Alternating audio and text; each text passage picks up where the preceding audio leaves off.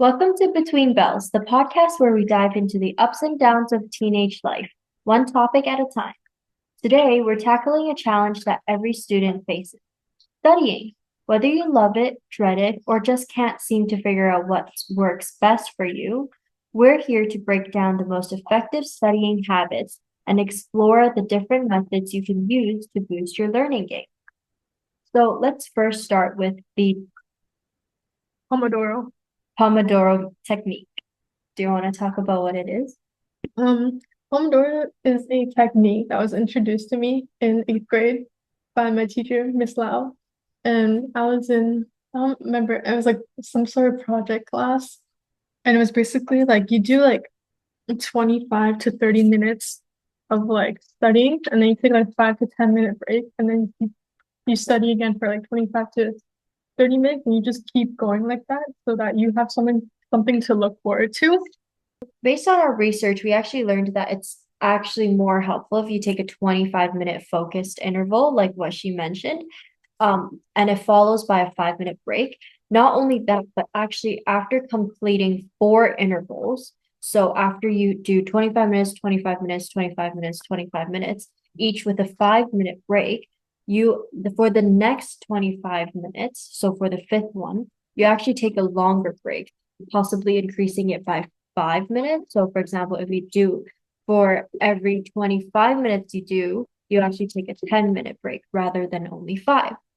In addition, we actually learned that this method or this technique is actually best for subjects such as math, science, and writing assignments. Um, it is more helpful because it helps break down complex problems into smaller tasks and tackle them within a 25-minute interval. For subjects like math, focusing on solving a set number of problems, and for writing, draft sections or brainstorm ideas during each interval.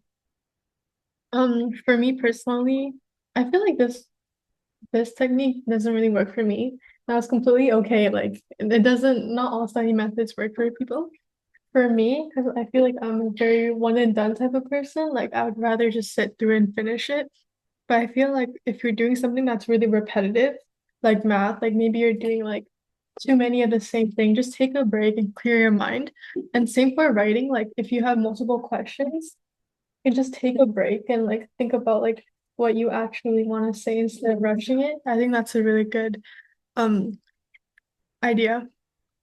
I totally agree with that. I think actually with especially I find this method somewhat helpful, although I usually am also a one and done type of girl and like um whenever especially when I'm like trying to lock in and I'm like, I need to get this done. I would never take a 5-minute break because for me, I feel that I need to focus and that I like once I've started, it's harder for me to stop because especially with writing, because once you get the inspiration, it's like you want to let all your ideas out and then maybe take a break and then like organize them in a more structured and cohesive way. Mm-hmm. And the next study method that we want to talk about is called active recall. I feel like this one's a pretty popular one nowadays. Like I see it online a lot. It's basically when you just like reading your notes and like testing your memory each time. Like I know, well, for me personally, like when I take breaks, like go to shower, Yep. like I would like think about it and be like, oh, like do I remember this? And then if I don't remember it, then I'll go back after my shower to, review it.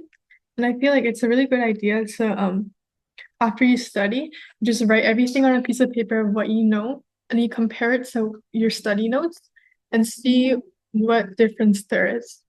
Yeah, I totally agree with that. Like, I know a lot of my friends, the way they study is they just reread their notes. But to be totally honest, that is the most ineffective way of studying, in my opinion, because it's like reading a book, right? Like oftentimes when you're reading a super boring book and you're like, oh my gosh, you're just reading it, like you're reading the words, yes, but you're not actually understanding what's happening. And that's typically the case in terms of like studying for any subject in general, because the material you're learning might not be the most interesting. So just by rereading the notes, you're not actually like really reading and comprehending it. So I agree. Read your notes, but after you've read them, put them away and rewrite the notes in a different set of words in your understanding of what you've learned by reading your notes. And don't reread notes. So, study has shown that actually active recall is best for subjects such as history, biology, and law.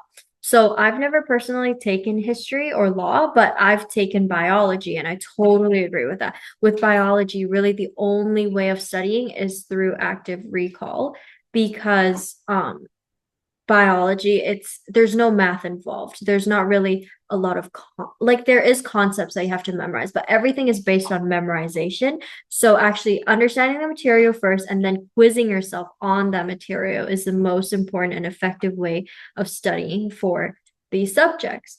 A popular platform you can use is Kahoot to create your own flashcards and quizzes for important information, for example, key dates, processes, or legal terms for the subjects we listed. And another good flashcard app is Quizlet. I used to use it all the time, but they kind of made everything cost money. So if you can afford it, you should get it. But personally, I've never taken history, biology, or law.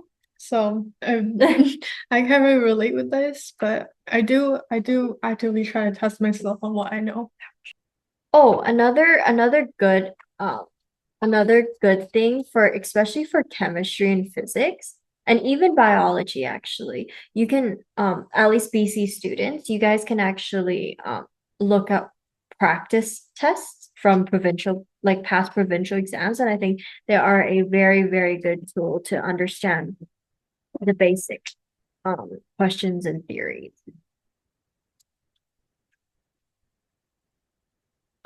So the next one is spaced repetition.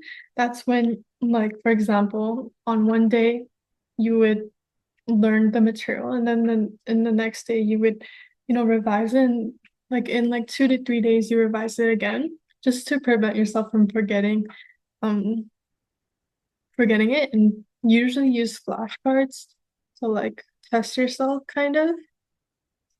Yeah.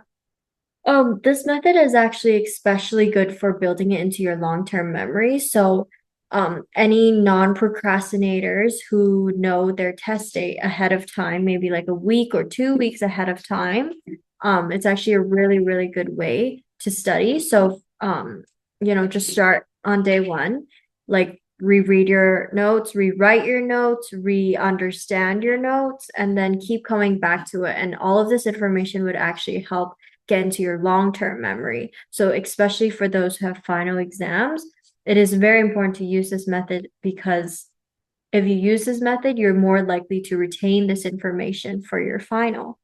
Yeah, for this one it's best for languages. Um, Medicine? It's best for languages and vocabulary-based subjects. So kind of again with biology. Again, you can use different flashcard apps. And personally for me, I would use like what are those called? Acronyms? I have to Yeah. remember stuff. Mhm. So our fourth studying technique is called Feynman. Feynman technique. Um, and it is actually named after a physicist called Richard Feynman. This method involves teaching the concept to someone else or to yourself, as if you're explaining it to a beginner. Simplifying and rephrasing concepts help you helps ensure that you understand the actual meaning of it. So I personally love this method, especially for honestly for any STEM subjects like math, chemistry, physics, biology. I find this method super helpful because um, like being able to explain it to someone else, especially to a beginner, means that you understand it completely, that you're able to teach it to them. So actually sometimes when we have a upcoming test and my friends are like asking me a bunch of questions, like I'm actually really grateful for that because through those questions, I realize myself that whether I know how to answer that question or not know, and if I don't know, I can always ask for help from my teacher, right? So this method is especially helpful. And I find it I find it easier as well if you have like a whiteboard that you can actually like explain things to, like pretend you're the teacher or the professor or something, and like you're explaining it through that sense. And it makes studying more fun and like, just less like a chore. So for me, I love it too. I don't know, maybe we're just the same, but Mhm. I love explaining things to people. For me, I have a giant whiteboard at home, and I go and FaceTime my friends, and I make them sit through my entire lesson. I don't know, maybe because like I'm taking like math and like physics and like more mathy type of subjects that it's good for me to do this type of method. Especially it's really good for economics. It helps me break down like concepts and connect it with other sub topics. Yeah. And Okay, so our last technique that we want to discuss is called mind mapping. So this mind mapping technique is a visual method that involves creating diagrams that organize information. So basically you start with a central idea and then you branch out to subtopics and connect ideas with keywords, using color and images. This is especially useful for our visual learners. Um, so basically for me, what I do, I'm not too sure if this is entirely mind mapping, but basically it's kind of like when you're just taking notes in general too. Like for example, in chemistry, I just learned about electrochemistry. I mean, no, what was it? Yeah, electrochemistry, where the idea is basically like, the study of like the electron, basically. And in that there's many other categories like electrochemical cells, electrolytic cells, there's oxidation numbers, all sorts of different things. And basically, by organizing my notes with maybe diagrams or through drawing or through different colors, helps me um, helps me differentiate different information and helps me retain the information more, especially through diagrams. mind mapping is best for literature, like English and art. I feel like if you're a visual learner, this is really good for you. And this may help with like strategies. It will help with like if you have a lot of like connecting topics that you can like see the big picture. Yeah, especially with actually English. When you're about to write an essay, right? You have a general idea, and that's like your main topic. And then through that, you might connect it with like, I don't know, three different topics or three different um points or facts that would like support your general topic. And you can like, just create like a mind map. I'm sure um when you take your English courses, your English teachers would have told you to create a mind map in any sort of way. Remember, each method suits different learning styles and goals. So experimenting to find the best fit can make a huge difference. For me, I my favorite is Feynman. For me, I think my favorite's also Feynman. But remember, like for us as seniors now, like um, I think we both kind of like pretty cared about our like academics since grade A, and like um we've experimented with different types of studying techniques and we figured out what works for us and what don't. So at this point, I feel like our studying methods are pretty efficient. And it's really important to have like efficient studying habits because you like the more time you spend on something, like, you want to make sure you're actually retaining that information and not just like, just reading over it. And then once the test comes along and you're like, oh, I don't even know, like, I don't even remember any of this. Like, you don't want to be stuck in that loop where you're like, oh, I'm studying so hard. Like, I've heard so many people say, oh, I'm studying so much, I'm studying so hard. How come I don't ever get 100 on a test or a quiz?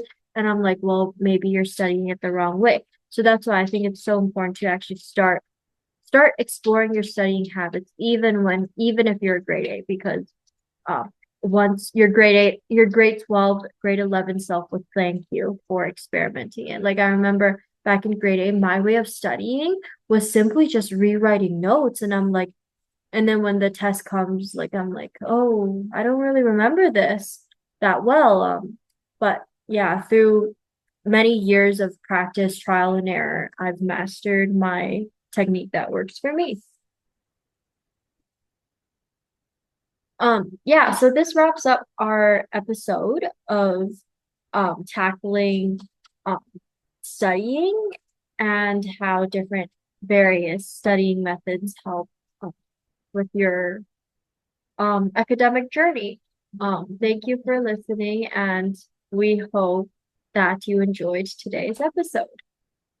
Bye.